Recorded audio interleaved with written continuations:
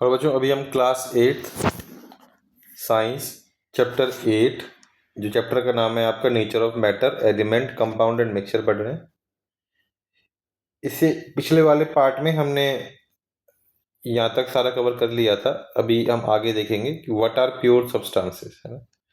तो pure substance general life में meaning आपकी होती है कि जिसमें कुछ एडल्ट्रेशन ना हो। एडल्ट्रेशन मतलब कुछ मिलावट ना हो, है ना, क्योंकि ये इलीगल प्रोसेस है और ये चीज़ों में ऐड किया जाता है उनको क्या करने के लिए, सस्ता बनाने के लिए, है ना, या फिर कुछ पुअर क्वालिटी ऑफ प्रोडक्ट का। ये तो आप जनरल लाइफ में बोलते हो, बट एक्चुअल में प्योर सब्सटेंस का मीनिंग कुछ और होता है ना। कि प्योर सब्सटेंस का मतलब है कि एक सब्सटेंस जिसमें कुछ और हो ही ना, खाली एक चीज से मिलके बना हो। अगर इसमें ए है तो पूरे में ए ही रहेगा, ठीक है। कि सब में क्या रहे, थ्रू आउट पूरे के पूरे सब्सटेंस में एक ही कॉम्पोजिशन रहे उसमें पूरे में, है ना। ये कह रहा है कि इवन साइंस में जो प्रोडक्ट आपको प्योर लगते हैं उसको भी इम्प्योर कहा जा सकता है, क्योंकि वो एक से ज़्यादा सब्सटेंस से मिलके बना होता है, ठीक है। कि आप कहीं जाओगे, आपको बोलेगा देखो भाई ये कुछ है, वो प्योर है तो बोलेगा भाई कैसे प्योर है। बोलोगे देखो सब में है, ए भी है बी है, ए भी है बी है, दोनों इंटेंडेड हैं और दोनों जो हैं अच्छे हैं। तो हम बोलेंगे नहीं, हमारे लिए ऐसा नहीं होता। हमारे लिए होता है कि पूरे के पूरे सब्सटेंस में जो मेरे पास सामान पड़ा हुआ है सबका जो कॉम्पोजिशन अंदर पड़ा है वो क्या रहे, एकदम एक जैसा ही रहे, है ना। ये कह रहा है pure substance is a kind of matter that can not be separated into other kind of matter by any physical process. अब कोई फिजिकल प्रोसेस करो, ग्राइंडिंग करो, मैग्नेट का यूज करो, है ना, सीविंग करो, कुछ भी करो, आप एक प्योर सब्सटेंस को के कॉम्पोजिशन को आपस में सेपरेट नहीं कर सकते किसी भी फिजिकल प्रोसेस से, है ना। और जब एक साइंटिस्ट बोलता है किसी भी चीज को कि भाई ये प्योर है, it means that substance consist of same type of particle. जो उस सब्सटेंस में पार्टिकल पड़े हुए हैं, कि भाई मेरा एक बॉल है इसमें कुछ सब्सटेंस रखा हुआ है, तो सारे पार्टिकल सेम हैं, एकदम same type, same property, same size. तो पार्टिकल तक की बात हो रही है, ठीक है। तो जब तक सारे पार्टिकल सेम नहीं होंगे, एक जैसे नहीं होंगे, तब तक आप उसको क्या नहीं बोलोगे, प्योर सब्सटेंस नहीं बोलोगे, ठीक है। फिर कह रहा है कि साइंस में आप जो है मिल्क को, पैक्ड फ्रूट जूस को, बेकिंग सोडा को, शुगर को, सॉइल को क्या बोलोगे, मिक्सचर बोलोगे या प्योर सब्सटेंस बोलोगे, है ना। तो ये सोच के यार आपने बताना है ना। एक बारी आगे बढ़ने से पहले आपसे रिक्वेस्ट है कि प्लीज चैनल को लाइक एंड सब्सक्राइब कर दें और पूरा वीडियो देखें, जितना एंड तक है वीडियो देखें। इससे क्या होगा, यूट्यूब एल्गोरिदम हमारे वीडियो को आगे प्रमोट करेगा और हमें अच्छे व्यूज मिलेंगे। अब अगला पार्ट आता है कि भाई प्योर सब्सटेंसेस के टाइप कौन कौन से हैं। जैसे मिक्सचर का आपने टाइप देख लिया, यूनिफॉर्म देख लिया, नॉन यूनिफॉर्म देख लिया, है ना। तो प्योर सब्सटेंस के टाइप कौन कौन से हैं, उसके लिए आपको एक एक्सपेरिमेंट करने के लिए बोला है। तो एक्सपेरिमेंट करने के लिए बोला है तो क्या किया, एक टेस्ट। बट ये ध्यान रखना है इसमें कि जहां पे भी ये लिखा हो ना सेफ्टी फर्स्ट, वो एक्सपेरिमेंट खुद नहीं करना, है ना। ना स्कूल में ना घर में, जब तक कोई बंदा उसको सुपरवाइज ना कर रहा हो, कोई बंदा उसको देख ना रहा हो, कोई टीचर ना हो आपका वहां पे, तब तक नहीं करना है। और टीचर भी कौन, साइंस का टीचर, ठीक है। ये एकदम ध्यान रखना है आपने। आपने दो टेस्ट ट्यूब लिया, दोनों में वाटर डाला, है ना, और उसमें क्या किया कि दोनों एक में क्या करो, 2/3 of the beaker with water, पानी से भर दो, और कुछ ड्रॉप ऑफ क्या डाल दो इसमें, dilute sulphuric acid to it, ठीक है। और fill both small tube completely with water taken from the beaker. तो क्या किया आपने, बीकर लिया, बीकर में आपने क्या किया, पानी डाला, उसमें थोड़ा सा क्या डाल दिया, सल्फरिक एसिड, है ना। वो भी कौन सा, डाइल्यूट वाला। डाइल्यूट मतलब होता है कि उसमें और आपने पहले से ही पानी मिला रखा है ना। तो और उसको क्या कर दिया, उसमें से निकाल के इसके बीकर में डाल दिया आपने। ये जो आपके छोटे छोटे ये बीकर से निकाल के ट्यूब में डाल दिया, ठीक है। अब बीकर के अंदर आपने एक 9 वोल्ट की बैटरी रख दी। एक बीकर के अंदर आपने क्या किया, 9 वोल्ट की बैटरी रख दी। बिना कुछ पानी वानी बिना फैलाए वाटर फिल टेस्ट ट्यूब, जो टेस्ट ट्यूब है जिसमें आपने पानी भरा हुआ है, उसको लाके आप बैटरी के अलग अलग टर्मिनल पे रखो। कैसे करना है, इस तरीके से करना है। कुछ मिनट के लिए आपने वेट करना है, 10-15 मिनट के लिए आपने इसको छोड़ देना है वैसे करके, है ना। फिर दोनों टेस्ट ट्यूब में ऊपर यहाँ पे कुछ गैस भर जाएगा, है ना। एक साइड कौन सा भर जाएगा, हाइड्रोजन गैस। एक साइड कौन सा भर जाएगा, ऑक्सीजन गैस। तो वाटर किससे मिलके बना होता है, हाइड्रोजन से और ऑक्सीजन से, है ना। 2 मॉलिक्यूल हाइड्रोजन का होता है, 1 मॉलिक्यूल ऑक्सीजन का होता है, H2O होता है वाटर आपका। तो अब हमें चेक करना है कि कौन से में हाइड्रोजन गैस था और कौन से में ऑक्सीजन गैस था।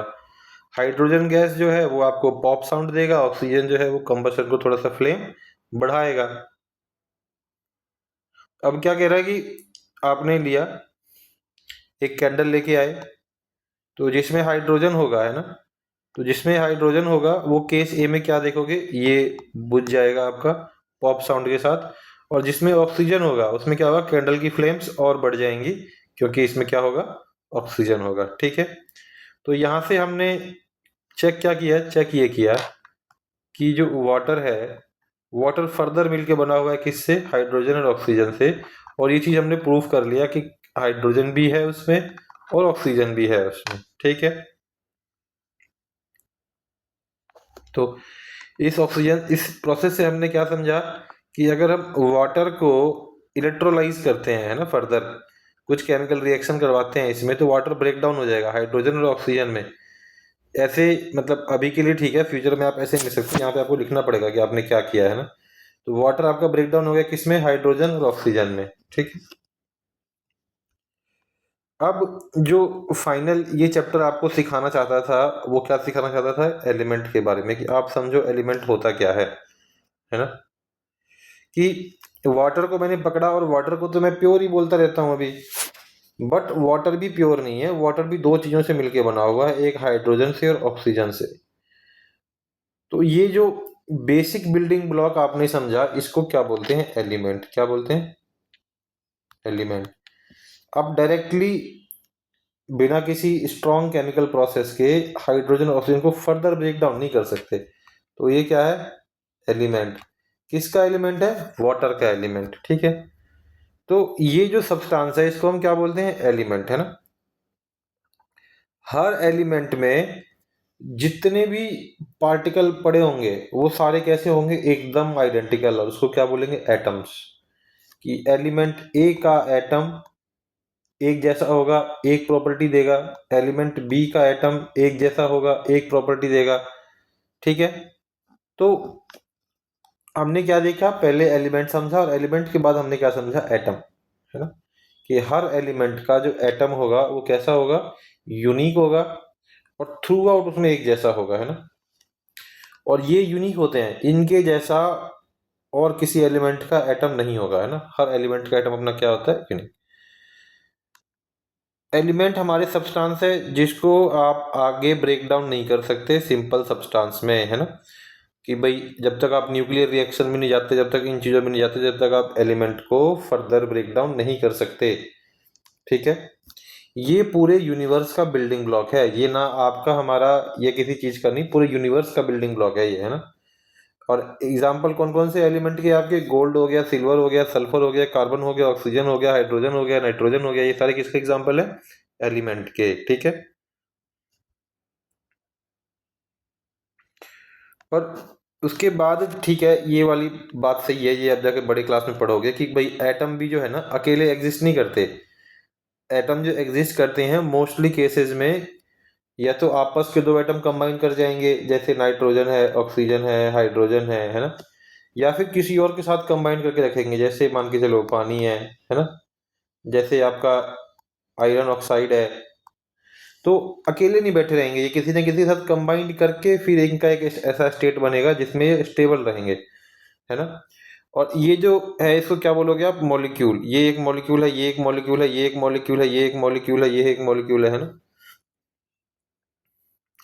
तो एलिमेंट जो है, एलिमेंट को मोटा मोटी आप तीन पार्ट में कैटेगराइज कर सकते हो। मेटल, मेटल की प्रॉपर्टी आपको बहुत अच्छे से पढ़ा रखी है ना। उसके बाद क्या, नॉन मेटल है ना, नॉन मेटल की भी प्रॉपर्टी आपको पढ़ा रखी है। तो हमें पता है gold, silver, magnesium, iron and aluminium are metals है ना, जबकि carbon, sulphur, hydrogen and oxygen are non metals है ना।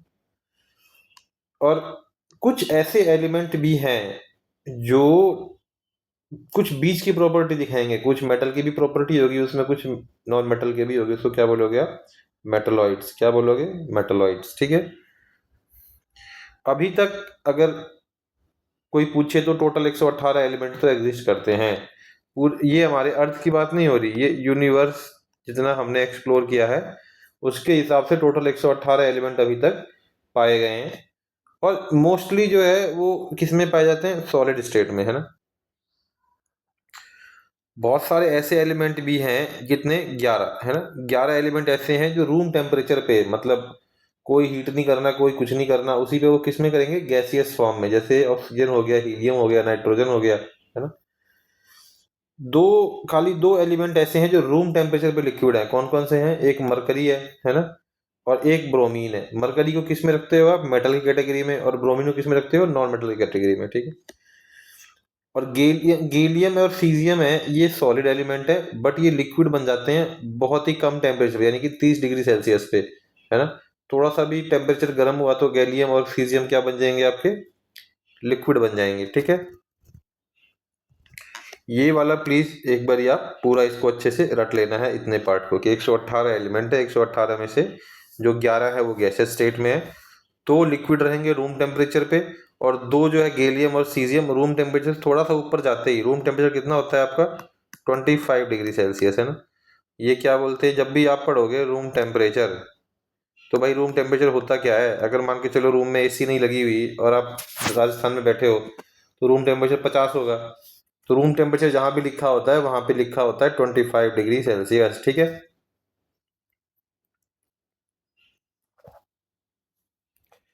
फिर एक आपको फर्दर बता दिया, भाई आप अपने फोन से पढ़ रहे हो तो आप ये समझो कि 45 अलग अलग एलिमेंट मिला के आपका फोन बना हुआ है, ठीक है। अब एलिमेंट के बाद एक अगला पार्ट आया, दो पार्ट रह गए, एक रह गया कंपाउंड आपका और एक एलिमेंट रह गया, तो ये चैप्टर आपका कंप्लीट हो जाएगा। ये दो पार्ट अगले वीडियो में देखेंगे।